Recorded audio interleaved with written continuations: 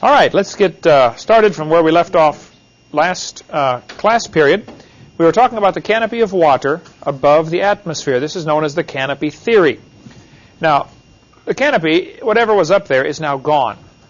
So this is not something we can show you or test or demonstrate or prove. It's only a theory, but I think it's a very reasonable theory. The Bible talks about the water above the atmosphere. It mentions it in Psalm 148 as waters that be above the atmosphere, above the heaven, meaning there might still be a canopy of water above the stars. Since nobody knows how far it goes, we'll have to just wait till we get to heaven and figure that out. I forget what one guy said. Well, what if it isn't up there when you get to heaven? I said, well, then I'll try to get the message down to you, wherever you are at the time, to tell you about it. Well, definitely, the Earth today has 6 distinct layers, and everybody does rocket scientists or earth science, atmospheric science, will tell you, yes, there are 6 layers to the Earth. It's a good thing, too. The layering to the atmosphere, we have an ozone layer that blocks out certain things, and each of these layers does different things for us. For one thing, just the thickness of it is an insulating blanket that burns up most of the stuff coming in from space. Meteors, etc., they burn up in the atmosphere. Without that, it'd be just like the moon. You know, the full force of the meteor hits, you get nothing to slow it down. They say about 5 meteorites hit the Earth every day that are as big as maybe a softball. Since the Earth is 70% water, of course 70% of them land in the water. Now, occasionally people get hit by them. It has happened. Buildings get hit by them more frequently. But this canopy, it's, I think, alluded to in the Bible, and we'll give you the evidence for and against the canopy theory tonight. If there was a layer of water above the atmosphere, certain electromagnetic frequencies cannot penetrate water. Visible light goes right through, radio waves go right through, but ultraviolet light and X-ray radiation cannot penetrate through water. So the theory goes that this canopy above would do several things for the Earth. It would increase the air pressure, and it would filter out the sunlight and give you none of the harmful effects of the sunlight. So this to talk about the canopy theory. The Bible also says there was a layer of water under the crust of the earth. It says in Psalm 136, "To him that stretched out the earth above the waters." You never hear that verse preached on, and I don't know how long it took me to catch that that's in there, but I thought, wait a minute. He stretched out the earth above the waters. What is this saying here? Now, some idiots have tried to say, see, the Bible teaches the earth is flat and it's on top of a layer of water. That's not what it says. It doesn't say the earth is flat, does it? The Bible clearly says the earth is round. Psalm 24, "The earth is the Lord's and the fullness thereof, the world and they that dwell therein, for he hath founded it upon the seas and established it upon the floods." There's another verse indicating when God first made the world, it was built on top of a great body of water. So there must have been more water inside the earth. Now, those who object to the canopy theory, the biggest objection they get, and I talk to many people who do not like the canopy theory. I shouldn't say many. There are a few creationists who don't accept the canopy theory. They will say the reason is if you had enough water up over the atmosphere to rain down and cover Mount Everest, the heat generated would cook the world.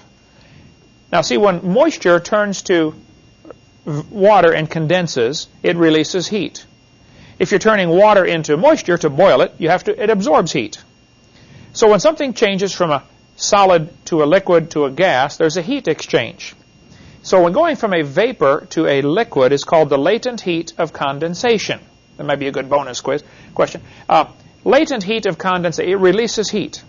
Even though it turns to water and it falls down and it feels cool when it hits you, it's actually released heat to go from the vapor to the liquid state. You have to release heat, you have to take heat away to get something to go from a liquid to a solid state. Freezing. Okay, so here's their objection. Enough water to cover Mount Everest condensing would fry the world. What are the errors in that logic? You're assuming you have to cover Mount Everest. Mount Everest wasn't there, right. And all of these straw men, these scoffers set up, are easy if you look at it. Wait a minute, Mount Everest wasn't there. The Bible says in Psalm 104, during the last part of the flood, the mountains arose. The mountains weren't there. What's the second problem with this? They're assuming all the water came from up above. Well, the Bible clearly says the earth was founded upon the waters, and that's where most of the water came from. If you read Genesis chapter 7, same day were all the fountains of the great deep broken up, and the windows of heaven were opened. So here, it says the rain was upon the earth 40 days. But if you keep reading in Genesis chapter 7, you'll see the water kept coming up for 150 days. Obviously, it's not all coming from above if it's only raining for 40 days. So they always set up a straw man and say, see, all that water to cover Mount Everest would produce so much heat. And they do all these elaborate mathematical calculations, and they're correct on their calculations about how many joules of heat would be, or energy would be released. And that's all correct, but they've got a straw man set up. Yeah, you're right. It would fry the earth. However, all that water didn't come from above. It only rained 40 days. And probably an awful lot of that rain during that 40-day time was being recycled because the climate was all messed up. You'd have had evaporation and a rainy cycle started. Some of it might have come down as rain from when the fountains of the deep broke open, the water shooting up into the atmosphere, and it's raining down. So I don't know how much actually came from the canopy. You'd only have to have... People argue about the thickness all the time, so I hesitate to give a number. But most people say somewhere between 4 and 10 inches of ice would be sufficient to produce the effects of filtering out the radiation. Now, what held it up there is the other objection. I don't know. I don't know anybody who knows. There are a couple of theories about it. Several planets today have vapor canopies that cover them completely. Venus is covered by a cloud cover. Clouds, of course, are 100% water, and they float just fine. If you get water droplets small enough, the surface area is so great compared to their volume, they simply can't even fall. You have to have something to stick to get enough mass together so they can fall. And you have drizzle droplets that form into, I forget the sequence, drizzle droplets to some other kind of droplets, cloud droplets to, maybe it's the other way, cloud droplets to drizzle droplets to rain droplets. They have to slightly get bigger and bigger, and then pretty soon they fall. Well, most of the water, I think, came from inside the crust of the earth. So the fallacy in the argument is they're assuming all the water comes from the canopy. Not true at all. Most of it came from inside the earth. The earth today still bears scars. The San Andreas Fault, the Mid-Atlantic Ridge, that crack right there is a crack that was 46,000 miles long. Runs completely around the world, like a seam on a baseball. And it's a real crooked path, which is why it's 46,000 miles long, and the Earth's only 25,000 miles across around. But this rip is probably one of the places where it ripped open. I read an interesting article about somebody who was up in a skyscraper when the 1906 San Francisco earthquake hit. They happened to be looking out the window of their skyscraper, and they saw the ground about 20 miles away. The whole city, the ground and everything, was rippling like a wave. Everything's just lifting up and dropping back down. And they saw this wave come, and all of a sudden their building went and everything fell down, and they survived it. But they described this as seeing the ground itself waving, just like the oceans. Yes, sir? I was in an earthquake that literally saw the ground go like that. Yeah, it just goes up and down. I've only seen pictures of it. I've been in 2 minor earthquakes, never been in a big one. But if they say when one of the earthquakes that hit the San Andreas Fault, they checked how fast is the crack moving. If the ground cracks here, how long does it take before the crack moves 100 miles away? And I forget, it was at phenomenal speed. It was like 2 miles a second. That's how fast the crack moves.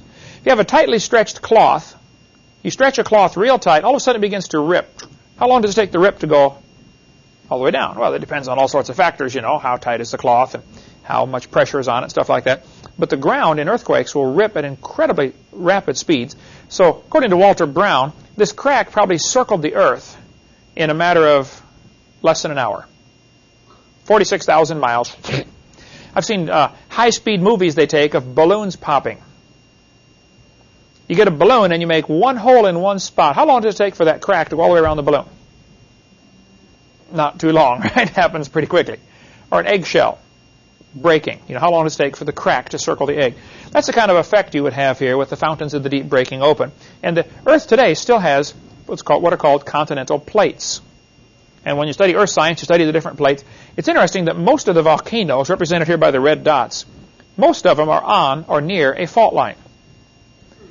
And so their conclusion is, well, the fault line is causing the volcano.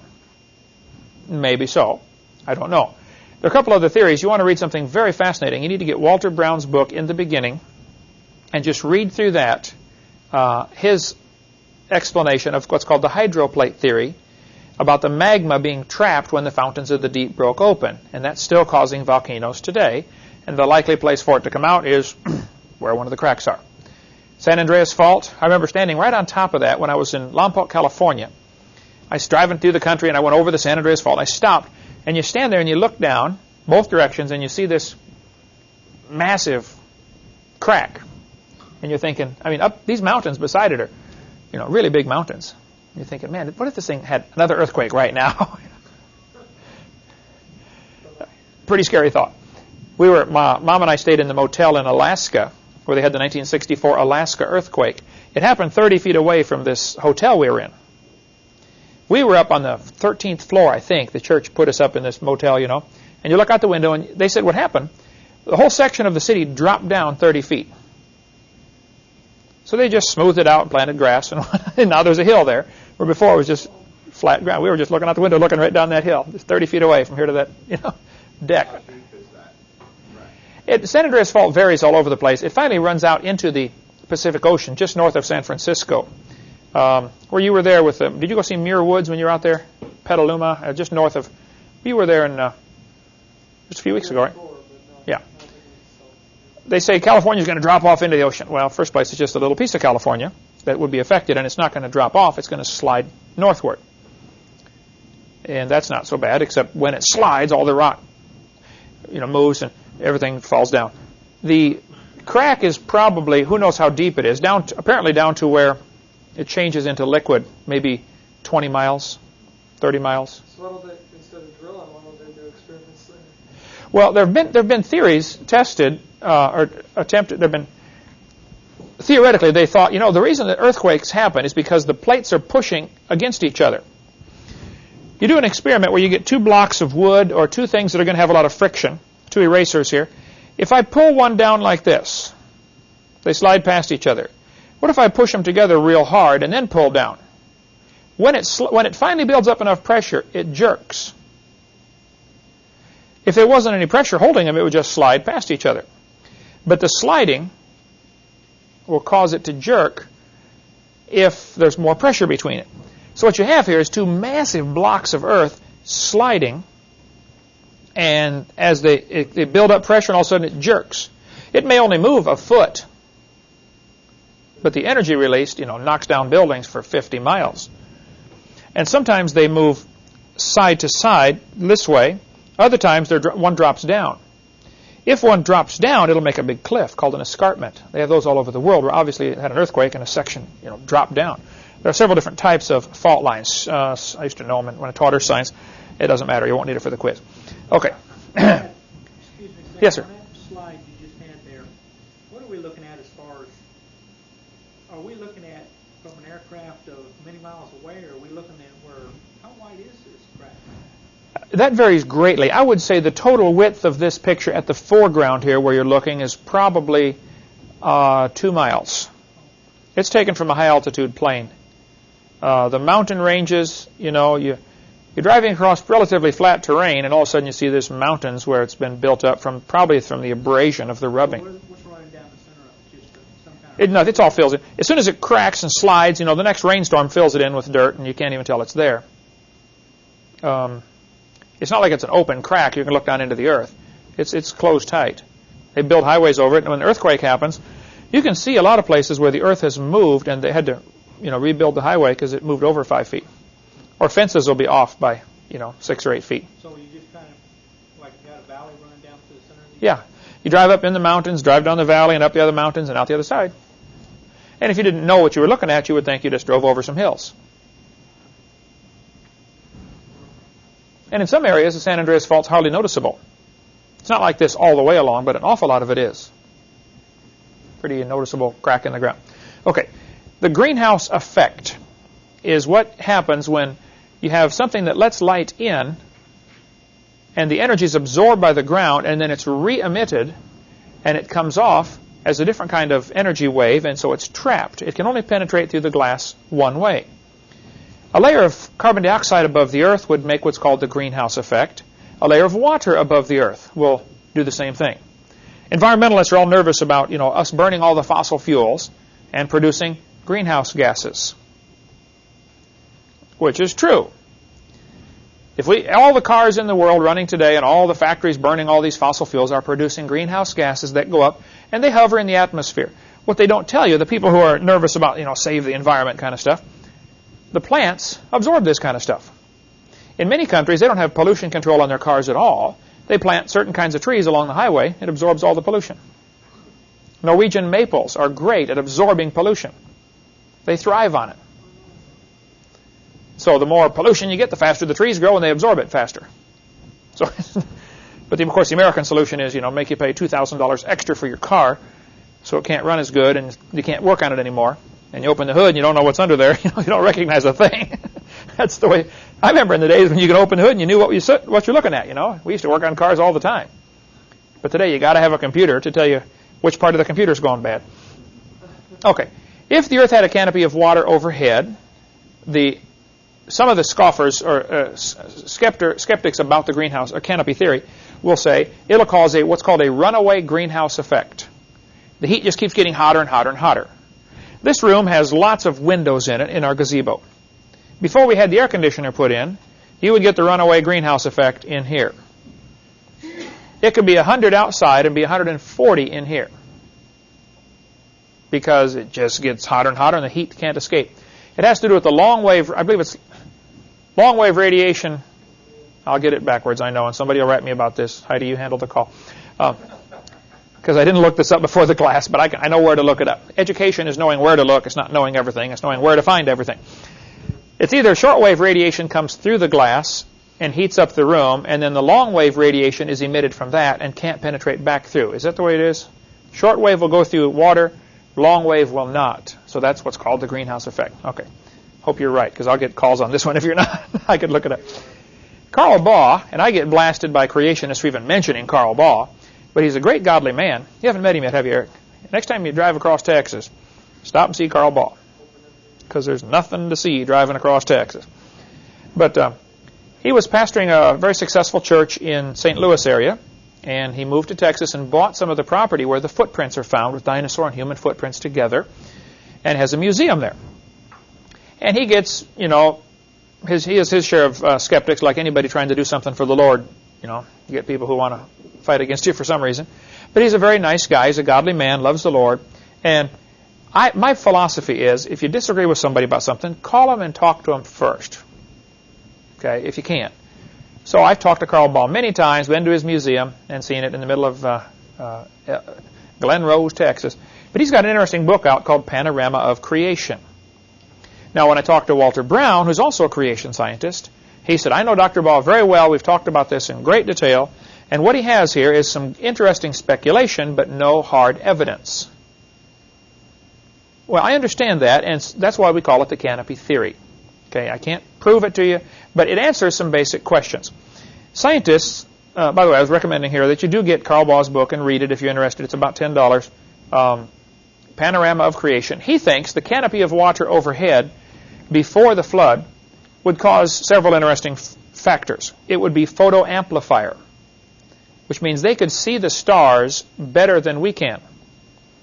For one thing, if you ever look at, you ever been driving on the highway when it's real hot and you see the little lines coming off the highway? That's the hot air is distorting the light coming to you. Well, the air is 200 miles thick over our heads right now, and just looking at a star, the star twinkles because the air is bending the light coming from the star. That is known as atmospheric twinkle. It actually bends the light about 0.046 arc seconds, which, you have a degree and then 60 minutes in a degree and 60 seconds in a minute. So 0.046 arc seconds is not much, and who cares? Anyway, the light gets bent coming from the stars and causes the star to twinkle. If you compressed the air down to, say, 10 miles, 10 miles is still a lot. I mean, I get up in airplanes every week, and we never get over, 4 miles high or 5, maybe 6 miles high. 10 miles is way up there. So let's just assume that the canopy of water, or ice, whatever it was, compressed the air down to 10 or 12 miles. Now you have much less atmospheric distortion because the air is compressed. It's not free to move. And you have no weather patterns.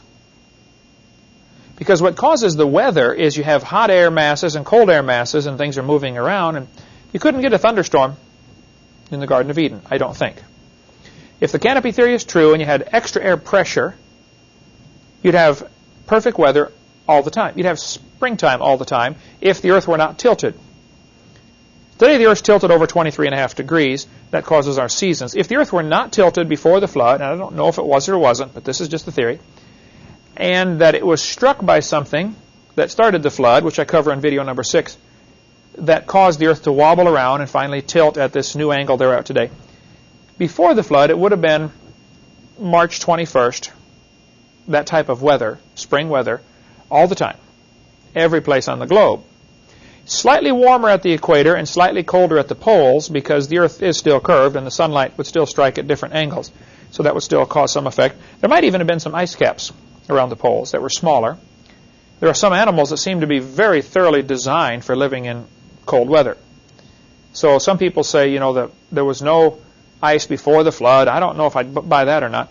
But they do find some enormous vegetation fossils, evidence of vegetation at the poles, which we get into on video number 6. Anyway, they got a new theory out that says a lack of oxygen killed the dinosaurs. Now, this article is worth reading the whole thing. Let me read this to you here.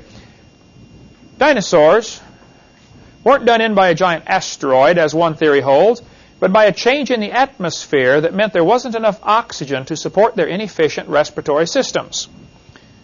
A new theory suggests. A new analysis of air trapped in 120-million-year-old amber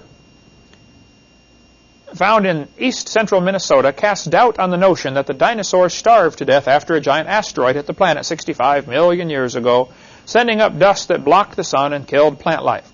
Dinosaurs were already on their way out by the time the meteor purportedly hit, says Gary Landis, a U.S. Geological Survey geologist, and one of the 4 scientists presenting their theory at the Geological Society of America's annual meeting today. The dinosaurs did not keel over with their feet up in the air, but they found it increasingly difficult to compete in their environment. The theory also carries implications for humans because it presumes that worldwide atmospheric changes can occur 10 to 20 times faster than previously thought. Let me stop right there and make this comment. It would be a neat scrapbook to have, to keep articles every time they say, this overthrows all the old theories. New fossil find, overthrows previous theories. Because there would be one from every week. They're constantly overthrowing some old theory, but they don't ever quite, ever learning, but never able to come to the knowledge of the truth, the Bible says. They don't ever quite get all the way to say, maybe the Bible is right after all. Okay, let's continue here. Landis and his colleagues tested air found trapped in the amber in east-central Minnesota. They found that the proportion of oxygen in the atmosphere fell from a high of 35% to a low of 28% within the relatively short time of between 300 and 500,000 years. It would be like taking a dinosaur for a stroll from sea level to 6,000 to 7,000 feet, Landis said. The oxygen-rich air resulted from volcanic activity, which pumped out carbon dioxide, which was converted into oxygen by plants. Now hold it, let's stop right there. Does he know that? I encourage kids, when I go to public schools and speak, I'll read through part of their textbook and I'll say, no, wait a minute, is this what the author knows or is this what he thinks? You can see where they freely mix their science and their religion all the time. A lot of this is good scientific stuff, and then he mixes in his religious, well, this is what caused it. Now, wait a minute, you don't know that. Okay, let's keep going here. Oxygen-rich air resulted from volcanic activity. I don't think he knows that. Dinosaurs evolved during this time when oxygen was plentiful and had a weak respiratory system, according to the theory known as the Pele hypothesis. Pele is the Polynesian goddess of volcanoes. Now this paragraph is important. An 80-foot apatosaurus had nostrils the same size as a horse. Now, how is an 80-foot animal going to get enough air through nostrils the same size as a horse? The two things confusing about dinosaurs are their nostrils are too small and their lungs are too small.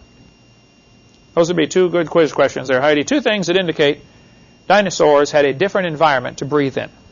Smaller lungs, smaller nostrils. An 80-foot dinosaur could not survive today because he simply couldn't get enough air. You ever had a real bad cold and you could barely breathe through your nose, and it's, you know how hard it is to try to get a breath, okay? That would be the problem for the dinosaurs. Their nostrils are too small. We do know dinosaurs lived. We do know they got to be huge from the bones we find. The question is, when did they live? I don't think it's even worth arguing about what they look like. What color were they? I don't care. Don't know. Let them, let the toy makers make them any color they want. It doesn't matter. When they live, that matters to me. Amber is petrified tree sap. There are several ways things can be preserved as fossils. One is preserved in amber. What are some other ways fossils can be made? Preserved in rock. Preserved in ice. Frozen in ice. Think of any other ways? Formaldehyde. Mummified. There have been things found mummified, just dried out. They died in a dry climate, and so they dried out, turned to like leather, and survived just fine. A lot of fossils we find are petrified by the minerals soaking into the bone. Some are just a casting of the animal. Animal falls in the dirt, makes an impression in the dirt hardens, but he rots. But you have the impression left behind. That's called an impression fossil. And who cares? Anyway, the insects trapped in amber, according to the article here, have 35% oxygen. Now, the air we're breathing right now is about 21% oxygen. This has been tested many times. You can take a candle burning on a little container with water around it, like get a big bowl, put a candle in there, and let the candle burn, and then put a glass over it. But don't have your glass quite touch the bottom of the bowl. Leave it up just a little. As the candle burns, it'll burn up all the oxygen, and it'll actually suck water up into the jar. How many have seen that before? And you measure how much oxygen's gone, and you find out about 21% of the air we're breathing is oxygen. You can also do this with a mouse on top of a little block of wood inside there, and as he breathes up all the oxygen, slowly it comes up, and the mouse, pretty soon he keels over. Then you have to do mouth-to-mouse resuscitation. But the air, apparently, from this evidence, we find the air before the flood was richer in oxygen. Now, if you combine these two possibilities, richer oxygen from pre-flood, of course, I believe the amber formed from the trees that were broken during the flood. When you break a tree, sap's going to ooze out, right? During the flood, you're going to get all kinds of broken trees. And you're going to get sap oozing out every place. Insects are going to come stick on the sap. Sometimes birds are found in petrified amber. Sometimes frogs are found. Insects are by far the most common. Interesting, all the insects they find are exactly like the insects alive today. And they will say, wow, isn't it amazing? They didn't evolve at all in 80 million years. They don't even stop to consider that maybe they're not 80 million years old. They don't even stop to consider that. They know the evolution theory is true. This debate I was in a few weeks ago, I forget who it was now, but I said, what you guys have is a theory that you're convinced is true, but all you need now is some evidence and a mechanism for how it'll work. You got the theory down. Now you need some evidence and a mechanism. It's just so ridiculous that they believe that stuff. Doubling atmospheric pressure and increasing oxygen does some neat things to your bloodstream. Your blood has little red blood cells in there that carry oxygen. When it's oxygenated, it turns red, and it goes through the lungs and picks up oxygen. And then the mechanism of how the body absorbs oxygen and releases oxygen is absolutely amazing. That would take billions of years to evolve, of course. And before it evolved, nobody lived. They all died while they were trying to evolve this complex oxygen transport system. But the oxygen, the red blood cells have a maximum carrying capacity. They can only hold so much. One of the problems with sickle cell anemia, which is a disease that only black people get, the red blood cell, instead of being shaped like a donut, it caves in so it looks like a sickle, like a part of a moon, a crescent moon. Now you have much less surface area, so it holds less oxygen. So a person with sickle cell is very likely to have a very difficult time breathing, or at least carrying oxygen to the body. And it's very often fatal, people with sickle cell. We had a girl, you don't remember her, Eric, you were too small, but a girl rode our bus in Illinois, in Kankakee, her mother and her father were brother and sister. Her mother was 9 when she was born. Her father was 10. It was her incest. Okay. Well, she had sickle cell anemia. She rode our bus. Sweet, godly girl. Loved the Lord. She lived to be 13 years old and died. She was sick a lot during those 13 years and finally died at age 13. Sickle cell is where the blood cell collapses and it won't carry enough oxygen. But if you get enough pressure, not only will your hemoglobin and red blood cells carry oxygen, your plasma actually absorbs oxygen. Now, plasma is the juice that your blood is, the liquid part of the blood, not the solid part like the platelets and the red blood cells and white blood cells. It's the liquid part. You can donate plasma. Anybody done that before? Donate plasma? They stick a needle in, take your blood out, and they spin it in a centrifuge, I believe, to separate the solid particles, and they put those back in. They just keep the liquid part, plasma. The advantage of using plasma is it doesn't matter what blood type you are. If a soldier is shot on the battlefield, you don't know what blood type he is, well, give him plasma. That'll certainly help. You have about 1 pint of blood for every 15 pounds of body weight. So a 150-pound person has 10 pints of blood, a little over a gallon. Gallon and a quart. So if a guy's been shot and he's already lost, 4 pints of blood, he's only got 10. It starts to get pretty serious pretty soon. Anyway, under double atmospheric pressure, plasma gets oxygen saturated. So I say in the seminar, before the flood came, if you had double the air pressure and increased oxygen, you could run for hundreds of miles without getting tired. As your body gets depleted in oxygen, you begin to cramp up, especially if you can't carry away the lactic acid from the muscles. That's what causes cramps.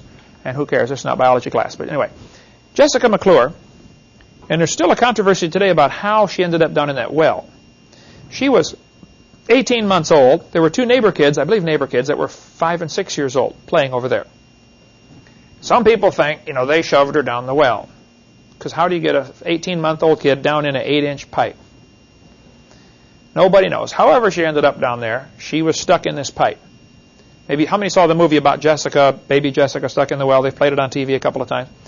The problem is her left leg was down in the pipe, and she did the splits and was down in the pipe 20 feet down. This is an old abandoned well. I don't know how deep the pipe was altogether, but it was just amazing the way they rescued her. Had to dig a tunnel beside it and chisel over. But the rock is just real hard rock in that region. And so they finally got her out of the well. Well, she'd been down there nearly 2.5 days, 58.5 hours in this well. Lots of her body was black from lack of circulation. You can see on the picture here the black spots where blood wasn't circulating. This does the same thing as frostbite or fire. Freezing or burning has the same effect on your skin. It destroys it and it dies. Lack of oxygen will do the same thing. If you ever sleep on your arm wrong or something and you wake up and it tingles real bad, ever done that? Or sit on your foot for a long time and just tingling? You've cut off the blood supply and the lack of oxygen to the tissue there. Well, Jessica, after being in the well for 2.5 days, they said, we're going to have to cut her leg off. One doctor said, well, hey, before we cut her leg off, let's put her in a hyperbaric chamber for a while. These were invented, I believe, just for scuba divers that come up too fast. If you're down under water, everything's pressurized, including the air in your lungs is pressurized. And the air in your blood gets pressurized. So after you're down underwater swimming around, your body gets used to this pressure, and you feel just great. But if you come up real fast, those little tiny air bubbles in your blood grow because the pressure's let off. If you put a balloon in a pressurized chamber, the balloon will shrink down. When you relieve the pressure, the balloon will come back up. It responds to the pressure. What's happening in your blood, these little tiny air bubbles are going around. No problem. Everything's fine. But blood vessels come along, and they split and branch off like tree branches. Every time they split, they get smaller. Eventually, you get out to the capillaries, which are extremely tiny. And there's zillions of those all over your body. Well, you have an air bubble that normally flows right through your capillaries and everything, but now it's 4 times normal size. It's going to come along and plug up the hole because it can't fit through the hole. Well, wherever that blood was going is now not getting any blood. And so what ends up happening when a person gets what's called the bends, they get so many of these thousands of little air bubbles all over in their body, it's plugging up capillaries or arteries every place, and it shuts down their circulation. The heart's still pumping, but you shut the valves off. It can't go anywhere. And so you got two solutions. Get them cold. In the old days, they would take scuba divers that come up too fast and got this disease. They call it the bends. They would put them in ice. Put them in a bathtub full of ice. What happens to air when it gets cold? It shrinks. A little more humane solution is put them in a chamber and pressurize it. Now, you have to be careful because when you change pressure on the body, things get hurt. Your eardrums. Little piece of skin with air on both sides of it. You build up pressure on the outside, it's going to pop in. You build up pressure on the inside, it's going to pop out. Now, to equalize the pressure, anybody know what the little names of the little tubes are that help equalize the pressure in your ears? Eustachian tubes. Little tiny tube, you won't need that for the quiz, but they go from the inside of your eardrum to the inside of your nasal cavities. So if you're going up and down the mountains, and you're getting, ears are hurting, you hold your nose and blow. By doing that, it blows air through these eustachian tubes and equalizes the pressure. Little rabbit trail, I like to chase rabbits. When babies are born, the slope of the eustachian tube is different because their nose is a different height than their ears. As you grow, these change position a little bit. So in babies, the eustachian tubes are pointed down just a little. So any infection gets in there, runs out to the ears. As an adult, it's going to change position and it's going to run into your nasal cavities, and you swallow it and you never notice it. So the solution, if the eardrums, if the eustachian tube is packed from this fluid behind the ears, the kids are going to get ear infections. Any pressure changes, the eardrum stretches, and the kid screams, ah, because it's hurting. Your eardrum is stretching. Many years ago, teachers would box. They'd say, "I'm going to box your ears." Come up behind some kid and bam, slap the side of his head. Now, what's going to happen? You got a column of air right here that you are now compressing suddenly. It's going to split the eardrum going in, right? Thomas Edison had his ears boxed as a kid and was nearly deaf the rest of his life, which is why a lot of his inventions had to do with hearing type things to help people hear better, because somebody boxed his ears. Okay, we'll get into more Jessica in just a moment. Let's take about a 3 or 4 minute break. All right, let's talk more about these hyperbaric chambers. This one holds one person. They slide the person in. It's all glass so the person doesn't get too claustrophobic. But these were used, maybe even developed for people who got the disease called the bends. That's from coming up too fast, relieving the pressure, air bubbles build up, shuts off blood supply, and you die from lack of circulation to the various tissues. Baby Jessica was put into a hyperbaric chamber, pressurized to 2.18 atmospheres. Now, in America, we measure our tire pressure in so many pounds per square inch. In most of the rest of the world, they measure it in atmospheres. If you go check your tire pressure at the gas station in Germany, they'll stick the gauge on and say, you got 2 atmospheres. Well, what is that? Okay. 1 atmosphere is 14.7 pounds. That's at sea level. Because there's enough air above us right now that we're living at the bottom of an ocean of air. If you get up to the top of the ocean of air, you'll be gasping for breath. You won't be able to breathe up there. And if you leave, you'll really be gasping for breath. The pressure of this column of air, 200 miles thick over us, is about 14.5 pounds, 14.7 pounds per square inch. That's an enormous amount of pressure. If you figure how many square inches of body you have, that's an awful lot of pressure. If you take a can and you remove all the air from inside, it'll cave in just because of the air pressure.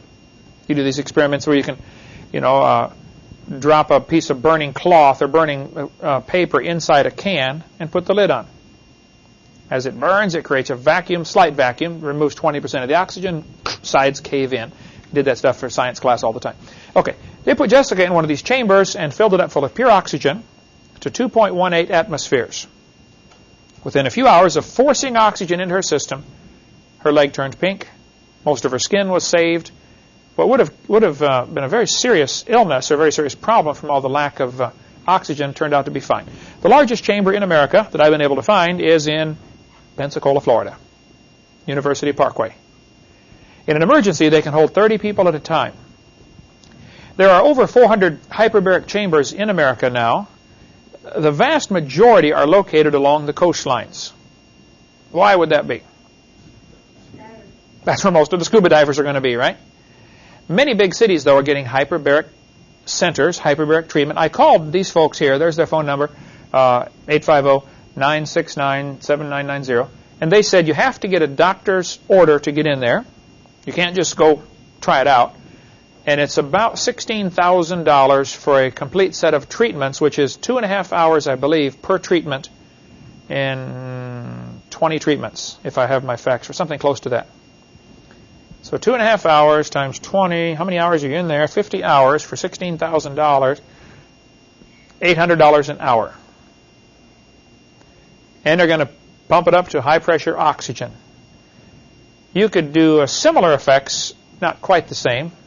They do it just by getting helmets, like divers' helmets, like the old-fashioned big metal helmets the scuba divers would wear, and pressurize just what you're breathing. In no sense pressurizing your arm. I mean, it's not absorbing any oxygen anyway. So you probably could do this a lot cheaper. And some places have just the pressurized hyperbaric helmets that you wear. In West Germany, they're treating stroke patients with hyperbaric treatments. Because a stroke is a blood clot or something that stops circulation to part of the brain. And so since its lack of circulation is the problem, you pressurize oxygen and healing takes place much faster. In England, they're treating multiple sclerosis with hyperbaric treatments and getting amazing results. In France, they're treating diseases like arthritis with simply forcing oxygen into the system. In India, they treat leprosy. There's a couple of websites here, hyperbaric.com if you want to check it out to learn more about hyperbaric treatments, or the email hyperbaric1@earthlink.net. But you can get information. Yes, sir? Actually, it conducts surgery in hyperbaric chambers. Duke University has a chamber actually about 2/3 the size of this museum. Who has one? 2/3 the size? Duke University? And they conduct surgery inside the chamber. So the doctor and everybody's pressurized. Interesting. This is a fascinating article. I'm tempted to read the whole thing. Let me just read you a few key ingredients out of here. Oxygen halves, or cuts in half, the infection rate. They said right here, the air is about 21% oxygen, but patients routinely get 30% oxygen during and after surgery because lungs don't work well under anesthesia. The study tested whether a richer mixture would improve the outcome. It says they boosted oxygen to 80%, and it made a tremendous difference.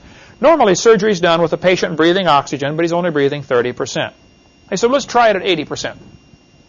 Everybody was worried the lungs would collapse, but they found absolutely no problems in the study. It tells about it here, just released a few months ago. It says in this circle here, there was also an unexpected benefit. Patients who got extra oxygen were half as likely to be nauseated after surgery. Interesting. And it's just fascinating to read the whole thing about, I would recommend when you get the videotape, just hit pause right there and read that article because it's really interesting. This is a small chamber that only holds one person. A lot of professional teams have their own hyperbaric chamber. Dallas Cowboys have one. New York Jets. Now, why does a football team need a hyperbaric chamber? Promotes healing. Exactly correct. And they've discovered, sure enough, their injured players will heal twice as fast. Now, you figure it's going to cost them roughly $500 to $800 per treatment to put the guy in there. But if that gets him back on the field 3 weeks earlier, and you're paying him $10,000 a minute to go out there and play with that ball, you don't care what it costs to get him well. You want him well, right? You want to get your own chamber to keep at home? This is a hyperbaric sleeping bag. Michael Jackson Michelle Jackson has one of these. Says it's going to make him live forever. Double atmospheric pressure. You can't quite get up to double atmospheric pressure, but you do get much higher oxygen. How do you get oxygen in it? Well, it's got a little oxygen cylinder. It pumps it in.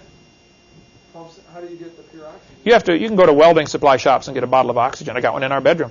Remember, we had one for Mom. We just took the hose while she was, healing from this tailbone injury. We would just, sleep with oxygen just barely flowing, just to increase the oxygen in the room. It wasn't pressurized. Didn't see any dramatic results, but adding oxygen to the system helps. There's a clinic in Dallas. It's in my seminar notebook. If you get the seminar notebook, the section in there about cancer called oxidative therapy. One of the things they use to help treat people with of all sorts of diseases is add hydrogen peroxide to their water and drink it. Hydrogen peroxide is H2O2. Water is H2O, so hydrogen peroxide is an extra oxygen is all it is. And when it breaks down, it turns into oxygen and water. I've drank it many times, not pure. I'll take a glass of water, and now if you get, Walmart hydrogen peroxide, it's only 3%. 97% of what you buy is, if you're buying a bottle of water, 3% is hydrogen peroxide. At some drugstores, you can still get 30% hydrogen peroxide. That's the strongest I've heard of, available, over the counter. But some of the drugstores, in the old days, they would sell hydrogen peroxide, 30%, and people would, just rub it on their head and bleach their hair out. If you gargle with hydrogen peroxide straight out of the bottle from Walmart, it's only 3%. It kills. You feel your mouth foaming up. All the germs and stuff are being killed. What's the toothpaste that it's got hydrogen peroxide is a big thing now to add into toothpaste because it kills germs. And germs are a living organism. Germs get on your teeth from the food you ate, and they're attacking the food, trying to break it down. They're doing their job. The problem is the germ is a living, breathing organism. Eats, sleeps, reproduces, and goes potty. But guess where he goes potty at? In your mouth. That's where he's living. And so that's the primary cause of bad breath is bacteria doo-doo.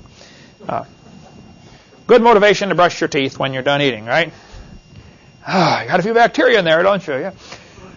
There's a website that sells all sorts of things, but topicsgallery.com, T-O-P-I-X, if you want to read more on hyperbaric chambers. Just listen to this one testimony. This person says, I have never felt healthier or more rejuvenated than I did stepping out of this chamber for the first time. My skin was tingling. My nerves were calm for once, and I had a clarity of mind unfettered by stress and worry. We may not have found the proverbial fountain of youth here, but this is as close as it gets. By increasing the uptake of oxygen in the body, the HyperOx chamber has been clinically designed to help the body function better. There's a lady who goes to Calvary Baptist Church here in Pensacola over on by the fairgrounds. What's the name of that road? Pine Forest Road. Okay. She, little short lady, she was in some kind of bad accident, and they said she's going to die anyway. Let's put her in a hyperbaric chamber. And you're not supposed to be in for more than a couple hours. They put her in there and left her in for 56 and a half hours. And she says that is probably the world's record for anybody being under hyperbaric treatments. High pressure oxygen, 56 and a half hours.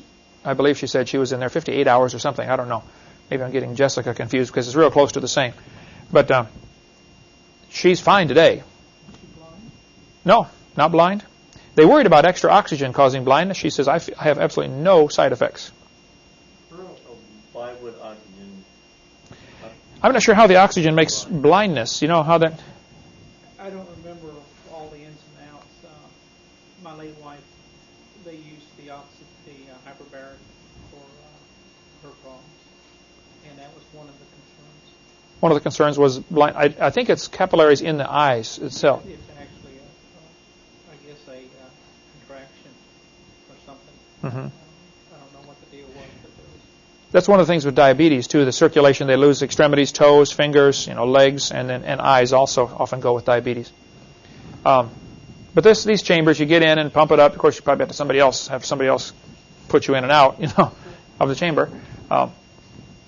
They now have a new model with slightly larger window, so people wouldn't get quite so claustrophobic. But it's about $3,500 if you want to get one. Carl Baugh is the only source I have for this information. And some people say, where's the evidence? I want to see the evidence. I don't know that I can prove this. I'll just say, call Carl Baugh. I've seen in his office when I was there pictures, and I don't have a picture. All I have is a drawing. But there is a picture from a magazine in Japan of experiments done by Dr. Kei Mori at Keio University. And this is all right on the newspaper article there that he's got hanging on the wall. I photographed it. It didn't come out very good. Hardly visible on the photograph that I took with the $10 camera I bought for the occasion. But I'll try to get a better picture. The story says that Dr. Mori was, of course, in Japan, property is extremely expensive. A little bitty apartment may cost you $2,000 a month, So he lived in a basement apartment. No windows. But the Japanese like to raise plants, little bonsai plants and all this kind of stuff. So he started raising a tomato plant in his basement, but had no windows. Since he worked at the university, he got a piece of fiber optic cable from the physics department. And he ran the fiber optic cable from the roof down through the wall to light his plant. How many have seen those? Mom has one on the piano, doesn't she, where the lights turn under it and the little fiber optic, looks like a little tree, the light comes out the end of the fiber optic cables. He was lighting his plant with fiber optic cable. The plant began growing faster than normal and producing more fruit than normal. So he thought, wow, why is this happening here? He theorized that possibly the fiber optic cable only allows in light, it won't allow in ultraviolet light. It's blocking it like sunglasses block UV light. And so he moved this plant to his university and put a plastic shield over it, which would do the effect of blocking out UV light, like sunglasses, okay? A UV blocker. He also knew that plants breathe carbon dioxide, and so he built a little sock around the stem of the plant that he could pressurize with carbon dioxide. Kind of like pumping up a little tire around just the stem of the plant, not the leaves, okay? If he could have done the leaves, it would have been much better, we assume. He pressurized CO2 to the stem of the plant. After 2 years, and again, according to Dr. Baugh and according to the article sitting on the wall of his place, which is from a newspaper, after 2 years, the plant was 16 feet tall and had produced 907 tomatoes. They moved it to a shopping center, built a bigger plastic shield over it, and again, they're only pressurizing carbon dioxide to the stem. To pressurize a room this size would be very difficult. The windows are going to blow out. It's going to find a leak someplace, okay? You can't. There's really problems with getting large pressurized systems. One of the problems they have with spacecraft going up into a vacuum. It's a big bubble up there ready to pop. The story goes that they still have these seeds for sale, and it's still a big deal in the town of Otama and Aki. They need to learn to get real names over there, for like Chicago, stuff like that. But these plants can still be purchased in these towns where they have extra large tomato plants that produce an extra amount of fruit. And so, according to the story, the plant kept growing, and the last time it was reported that I heard about, it was 40 feet tall and had produced 15,000 tomatoes during its lifetime. That wasn't per year, but during its lifetime it had produced 15,000 tomatoes. Now the tomatoes it's a cherry tomato plant, but his were baseball size. I mentioned this in my seminar, and a guy came to see me from University of Terre Haute, Indiana.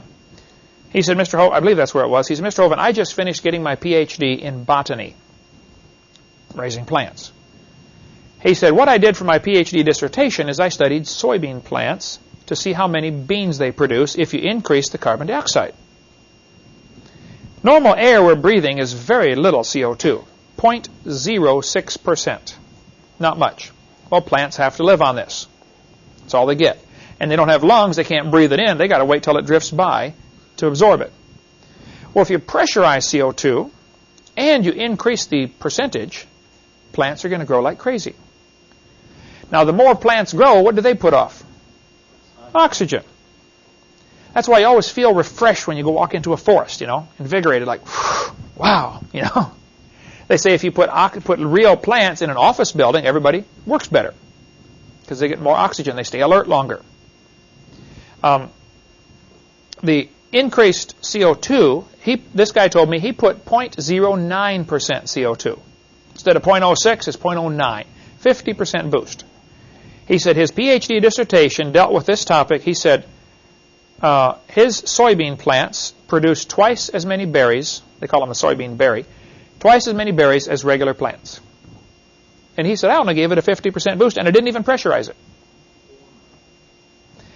It'd be a neat science fair experiment for some kid to do, would be to raise some plants inside a terrarium, glass cover, as a control, raise identical plants in another one, and every morning break off a little piece of dry ice and drop it in. Dry ice is solid carbon dioxide. And that's what plants breathe.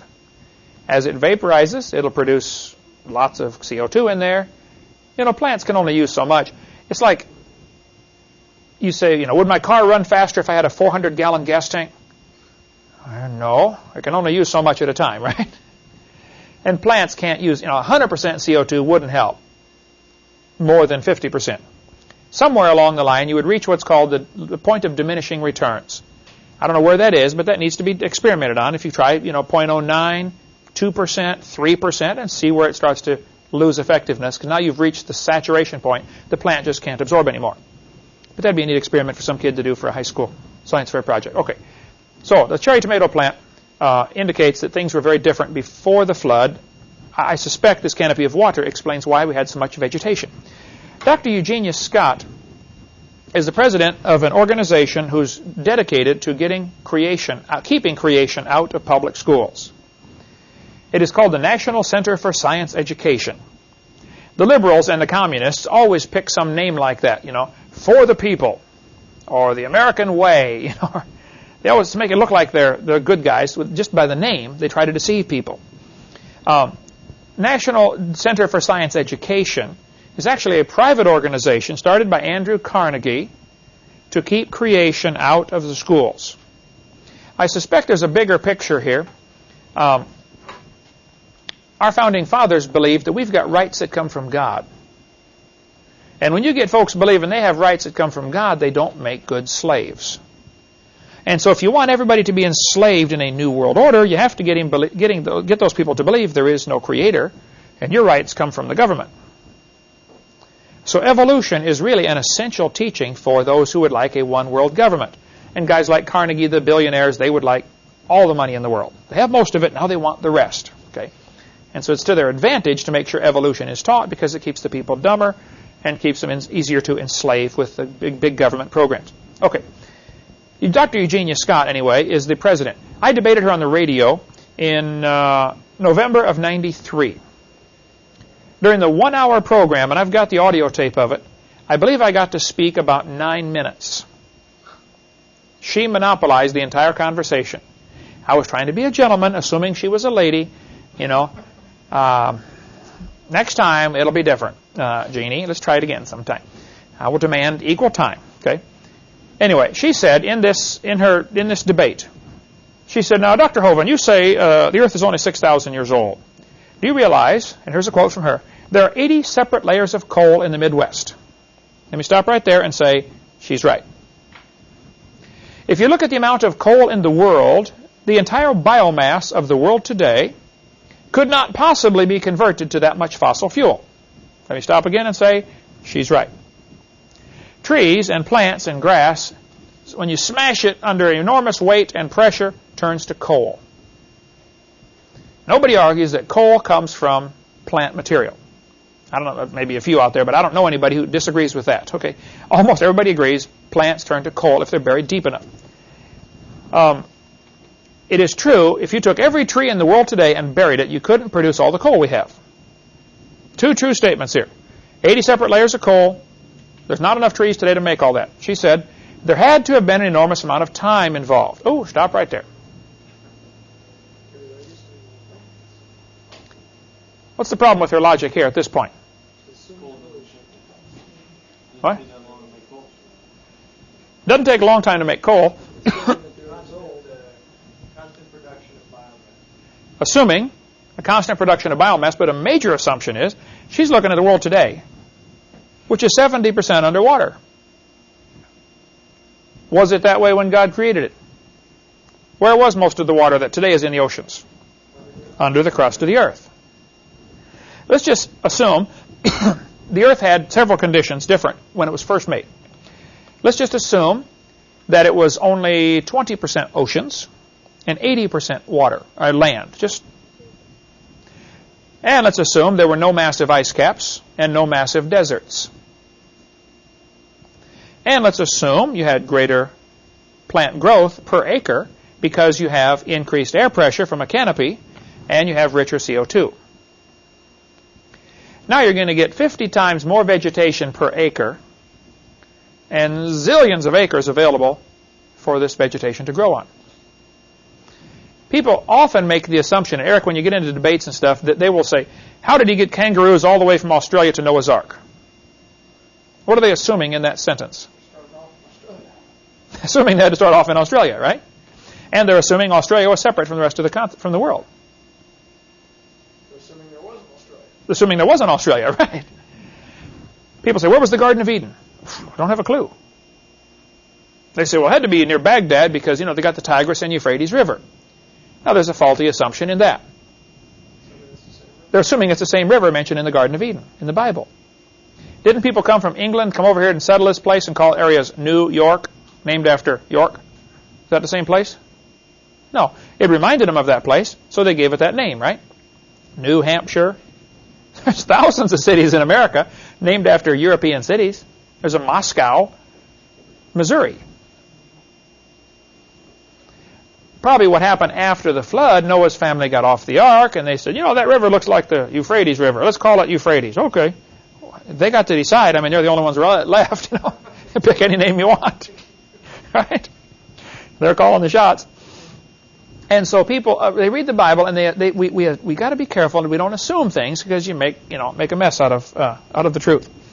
So, she's right. There's too much coal to be formed by the trees today, but she's wrong to say it would take an enormous amount of time. What it would take was a different world with lots more trees, all destroyed in a flood. Now, during a flood, what's going to happen to trees? They're going to float for a while until they get waterlogged and they sink. How badly torn up they are will determine how fast the water soaks in. What species they are determines, how fast the water soaks in. All sorts of factors involved here. But they're going to slowly settle out and form a layer of trees at the bottom of this ocean during the flood. Meanwhile, you've got more sediments dropping down because it's muddy water from the fountains of the deep being broken up, and it's going to cover these trees. Now you have another layer, what's called a log mat, a big pile of floating debris. It's going to float by and drop off another few hundred feet maybe of broken tree branches, leaves, etc. And that's going to coalify. And they find seams of coal up to 100 feet thick. The thickest I've ever read about is 120 feet. Have you been down in a coal mine yet, Eric? You went down in a gold mine, right? Up in Birmingham, a guy took me down inside the coal mine where he worked. We had to go down at 3 in the mornings to make sure, it was okay with the boss, because the third shift boss was a little more lenient because nobody's down there. But we went down in this coal mine way down there, and he said, now, hang on to something, I'm going to shut the lights off. When he shut the lights off, it was so black. I was going, where is everybody, He said, you can stay down here for the rest of your life and you'll never see your hand in front of your face. Your eyes will never get used to this because there is no light. But as we're going through this coal, where we were, it was maybe 12 feet thick of solid coal. You could see logs had been pressed into the ceiling and pressed into the floor. Whole logs, 80 feet long.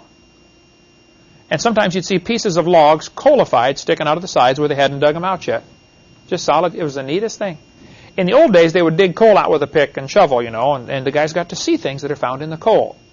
Many years ago, they developed a machine that's about the size of this room, and the driver is 22 feet away from the auger that's grinding up, eating its way into the wall and putting it onto a conveyor belt and shooting. He never sees what's going on. He never sees the stuff coming out. So if any human artifacts are found buried in coal, they're very unlikely to be found today, just because of the way coal is mined. But in the old days, lots of things were found in coal. Okay, next week we will try to finish up on the canopy, what it may have been like before the flood, and what some of the effects were. Why did they live to be 900 years old? How do we find these giant animals, giant insects? And I've given you some of the evidence against the canopy theory, the complaints they have. We're going to give you some of the evidence for the canopy theory. One of those would be, we find amber with increased oxygen. Something was different. We find evidence of animals like dinosaurs that have small lungs, small nostrils. They had to have greater air pressure and or greater oxygen concentration. Those are two of the lines of evidence that there must have been something different before the flood. The biggest line of evidence, I think, for the canopy theory is the Bible says there was water above the atmosphere. What's the size of insects? The size of things? We'll get into that next week, right? The insects are found that are gigantic, and they can't absorb oxygen today because of the surface area to volume ratio problem. We'll get into all that next week. Thank you so much.